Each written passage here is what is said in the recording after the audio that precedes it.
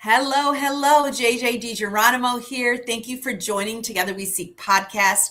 As you know, I love to bring guests to you that are working from the inside out. And Lani Gonzales is here with me today, and she was an attorney. She became a partner at a very young age, and she realized it wasn't quite working for her. And so I can't wait to learn how hypnosis and hypnotherapy became part of her journey. So, Lonnie, thank you so much for joining us. Oh, thank you so much for having me. Excited to be here. So, before we jump into your journey and how you've become really a catalyst and portal for so many to heal, especially women that are in high demanding jobs and are overdoers, type A plus plus plus, Yes. tell us a little bit about what is hypnotherapy. Yeah, so hypnotherapy is a way to access your subconscious mind. So when you go to traditional counseling or talk therapy, you're talking about the stuff you know about in your logical mind. That makes up about 10% of the stuff in your mind. Over 90% of what happens is subconscious programming. The best way to explain this is imagine you're on your computer and maybe you have a browser open, maybe you have like a Word document open, and you see these two windows.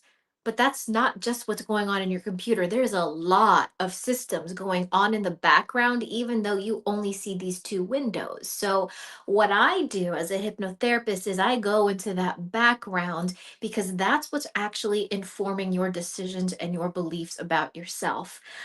Many times we think that we are these rational, logical human beings. The majority of what we do is irrational. And in fact, what it is instead is patterned. We are pattern human beings who constantly repeat patterns that normally started or developed between the ages of 0 and 7 years old. And we take those patterns and repeat it over and over and over again. And that's why you know you should do better, but you don't because knowing is not enough. There's a subconscious pattern and program, and that is what hypnotherapy is designed to address. Hmm. So I definitely want to talk about how this crossed your path because this is not a usual leaping pad for an attorney to get into this type of therapy and really do this inner work, which obviously is so exciting for me as a woman in technology. I'm very familiar with like all the background things that are happening. And I Yes. even used to make motherboards for computers. So I love this conversation and the correlation you're making. Yeah. But do people work with you only in person or do they work online too? Is this Yeah, possible? so I'm available worldwide to everybody. So as long as you have a comfortable, safe space, a lot of people like to do sessions from their bedroom, in their bed. As long as you are comfy and cozy and have a private space, we can work together. So how did this find you? What was How the did crossroads? Yeah, so it first found me as a seeker before a practitioner, and I've had quite a journey on my own. And yes, I became a lawyer at 23 years old, but beneath all of that ambition was this feeling of unworthiness stemming from a lot of abuse, rape, and trauma before I was even the age of 4. So I did a lot of counseling. I started going to counseling when I was 18 years old in college when there were programs that offered free counseling to students. And I have been on that journey ever since. I did self help books. I did all the things that women do to try to make their lives better, the affirmations, the meditations, you name it, I tried it. And I learned how to cope with my pain. But I never actually learned how to put it down. I just learned coping mechanisms to soothe and how to carry it as I move through life. And I learned about hypnotherapy myself. And I had one hypnotherapy session and it changed my life dramatically. And before that hypnotherapy session, I struggled with suicidal thoughts and ideation every single month from about the age of 12 years old after witnessing my grandfather decide to end his life at my birthday. And that was always a pattern that I had. And going to counseling, I learned to cope. You don't want to die. You're just in pain. You learn how to look at it and do your inner child work. And I did that every single month and I moved forward in life. But after one single hypnotherapy session, those suicidal thoughts were completely gone. And I've never been so low and so sad. And it just completely changed the way I saw my life. And I realized by looking at the deeper layers of our subconscious mind, not only can we put the pain down, we can make these internal shifts that help us be more successful and abundant in our lives right now. So eventually I realized that my work as an attorney wasn't as fulfilling as I wanted it to be. It served its purpose. I believe that being a lawyer was the ability to speak for other people. I developed my voice in order to be the champion for other people. And I realized I can do one better. Instead of me speaking for you, I can teach you how to speak for you. And it got to a point where sometimes you have to leap, and I'm sure you can relate to this as a woman who is in a job where you make six figures and you make seven figures and you do it so easily, and then to jump into the unknown, into a space where you are called to work with people and called to serve, but then that fear of, being financially insecure in an unknown arena. But when you really leap into it and tap into your powers, your identity shifts doing subconscious work, you're able to live a life that's not just abundant but fulfilling as well. So it was a long journey there, and truthfully part of it was psychedelics. Doing ayahuasca really showed me what I needed to change in my life, and that I was living from a place of unworthiness. So I wrote a book about ayahuasca. I facilitate ayahuasca retreats for my clients privately, because it was such a big part of my journey. So I'm going to say it's not one single modality, it's many things that culminated through the years that really brought me to this new place of where I am now. Well, I just want to celebrate you because I just feel like, wow, wow. Like my, in that short description, my heart was breaking and then I was smiling and seeing you on the YouTube. It's just, you're so beautiful. You're so illuminated. Thank you. And I feel like the work you've done is not easy. Yeah, it's not easy. There is a saying, the path to heaven feels like hell, and the path to hell feels like heaven. In that, if we take the easiest path and the path of least resistance, guess what that is? That is old programming. That's things that we inherit culturally, things we inherit from our parents. That's easy to continue to repeat the same cycles. And to really evolve, transformation is not intellectual. And I see a lot of women in the wellness and healing space and the spiritual places talking about healing and development and growth. That's very intellectual, but to transform, it's behavioral. And that is one of the most difficult things, is to look at yourself and to be able to transform your own behaviors, your patterns, beliefs, because the subconscious mind is not designed to keep you happy, and its priority is not growth, it is survival. So anything different from what you've learned that's gotten you to this point feels threatening, feels scary. So when we talk about shifting into these different ways of being, it doesn't feel good. There's a difference between confidence and courage, and many people want to be confident before they take the leap and quit their job, confident before they leave the relationship and make whatever shift they need.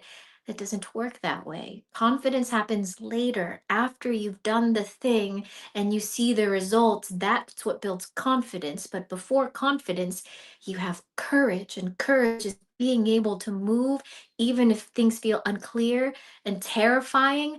Confidence feels good. Courage, it feels terrible when you're doing it. And it's the ability to move from a place of courage before you feel that confidence. So powerful, so much wisdom. You are a master communicator. I'm sure that's in your birth chart where you have communication trines. I just can feel it. You do such a good job of boiling down things that are difficult sometimes to explain while you do the inner work. And I share so many of the practitioners I work with because I feel like society in a lot of ways almost shuns it, of working with people that have discovered their light. Yeah. And for me, that has been the answer. All the layers you have to work through. And it's not, I say work because really it's about getting to know yourself, really enjoying why you're here, the gifts that you brought. And I think that if there are tools like hypnotherapy that can help you cut through some of the junk, Mhm. that gives you more inner freedom and inner peace. I mean, doesn't everybody want that? Absolutely. So, looking for modalities that help us heal mentally, spiritually, emotionally is like shoes. You're going to try on a bunch of shoes before you buy shoes. Some of them are going to fit, some of them won't. Some of them may not look good on you. And it's about trying on the one that works best for you. And you know what? You might buy shoes now, but then 5 years down the road, you may not like those shoes. Maybe you want a different type of shoe, or maybe your taste have simply changed. And that's true when it comes to your evolution. You're going to find all of these people, all these teachers, mentors, and guides, and they'll lead you to a certain point. The guide that you find, they can only take you as far as they have brought themselves. So, looking at their background, their experience, and taking them there. And I am a believer that the sign of a good teacher is that your students can go further than you can. So, yeah, it is an evolutionary process. The person or the counselor who helped you through the first chapters of your life may not be the ones who help you through the next ones. It wasn't that they didn't work, it's that we needed a different type of teacher, a different type of modality. So, as a person who struggled with suicidal ideations since adolescence for decades, and now I wake up with joy and purpose, I can say I know it is possible to radically shift your life, and if one modality doesn't work, continue to try on other shoes. Hmm. I want to follow you out of the room. I mean, I just can feel the vibration that you're radiating. And Thank you. I think it's such a beautiful thing to be at a point where you can talk about your teachers and talk about how each teacher has unlocked a door or lifted a layer or helped you go around the back door.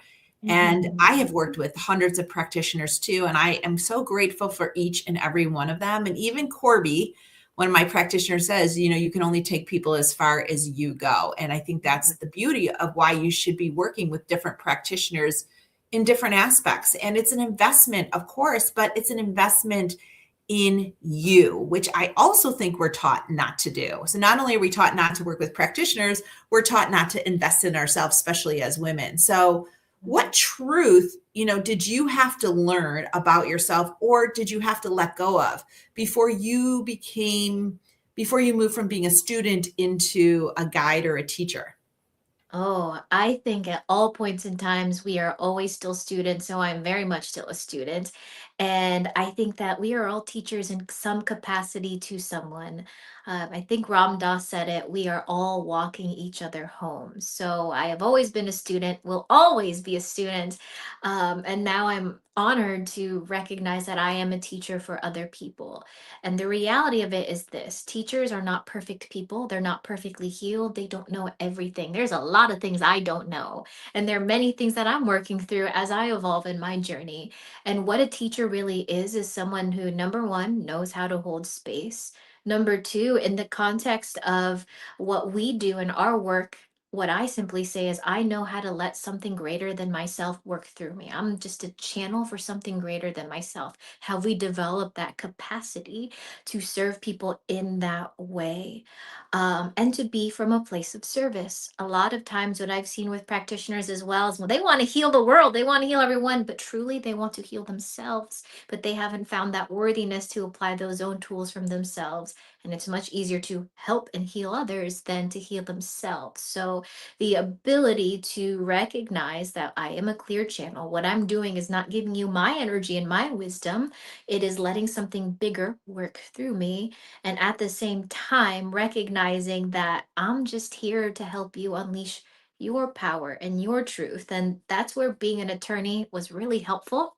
In law school, you don't actually get taught stuff, you get taught how to think, and they call it the Socratic method. And that comes from Socrates. And what Socrates did is he didn't just spit out wisdom for you, he asked the appropriate question so that wisdom came directly out of your mouth, because it means more coming out of your mouth than your words than mine. So the ability to cultivate all of these skills has really helped me to become a teacher to many people. And as I've grown and as I've evolved, what I'm able to teach evolves as well. Wow, so well said and so engaging. I'm like, yes, tell me more. And I think it's great because I have a lot of listeners that have hired some of the practitioners here in the program.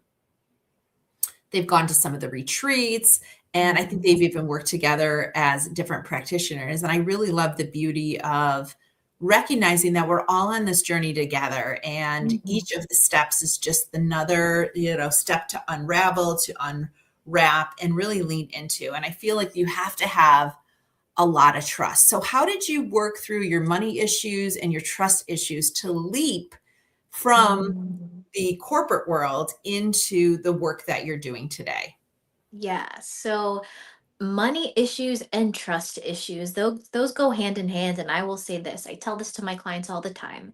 How you relate to one thing is how you relate to all things. So whether you come to me and say, hey, I have a money issue, a relationship issue, a food issue, but I have all these other issues in my life that I want to work on, and I say, listen, they're all connected. How you relate to one is how you relate to all. How you relate to money is how you relate to love, is how you relate to trust in your purpose and your calling. So it's one and the same. And one of my root beliefs and core beliefs that I had in life was I'm alone in the world. I've dealt with a lot of really difficult things in my childhood alone. And going into this new venture, if I kept this limiting belief of I'm alone in this, of course it's challenging. Of course it's terrifying. But when I realized going subconsciously, doing my own inner work, because I eat my own dog food and I love to do subconscious work, and recognizing when I'm told by my inner knowing that it's time to take one more leap, all they're asking of me in this life is one more big leap. At first, I went, no, I've leaped enough in life. Like, I worked 3 jobs in college and became a lawyer at 23. And now you want me to leap again? And they're like, one more big leap. But then I realized when I leapt, it wasn't just me leaping into the abyss. I saw to my left the younger versions of me who were looking at me with so much pride for who I'd become. And to my right, the woman that I would become who would be so grateful for my bravery in that time. And I looked behind me and I recognized every version that I was in my past lives has brought me to this moment to jump. And even all of my ancestors, when I think of my mother, who is an immigrant to the United States, who made sacrifices so I could reach higher than she could, and my grandmother, who lived in poverty for her life, who didn't even have the option to reach for her purpose and calling. And I realized this jump isn't just about me, it is about every woman who has come before me who could not reach. And now I get to be in that place to reach, not just for me, but for all of them. So when heard one more big jump, I recognize I am not in this alone. Every single part of me has been called to this moment to jump. And that's part of the story that I tell myself. We are also storied individuals and not just programmed. Those programs, we like stories. That's why we have books. That's why we have movies, even songs. A good song kind of tells a story for you. Religion is based on stories and mythologies. So really, the past and all the stuff we tell ourselves, that's irrelevant. It's what story do we tell ourselves now? And I decided to tell myself a new story of I am supported, I'm not alone.